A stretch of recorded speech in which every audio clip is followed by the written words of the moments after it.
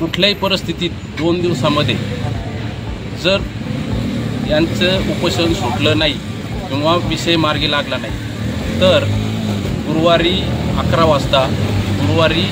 वाजता तहसील कार्यालयावर स्वतः आत्मदहन करणार आहे।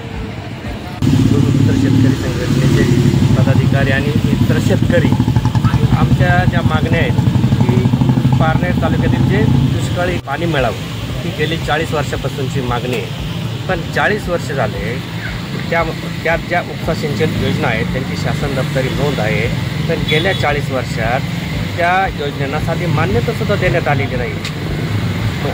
अजून एक आमचा एक प्रश्न आहे की प्रोत्साहनपर सरकारने 50,000 रुपये शेतकऱ्यांना जाहीर केले रेग्युलर कर्जदारांना, पण ते ठराविक शेतकऱ्यांना मिळाले। उर्वरित बरेच शेतकरी अजून त्यापासून वंचित आहेत। त्या मागण्या घेऊन आज आम्ही या ठिकाणी 7 दिवस झाले या ठिकाणी बसलेलो आहोत, पण प्रशासनाचा 7 दिवसामध्ये किंवा कोणताही राज्यकर्ता या ठिकाणी आलेला नाही झाला नाही।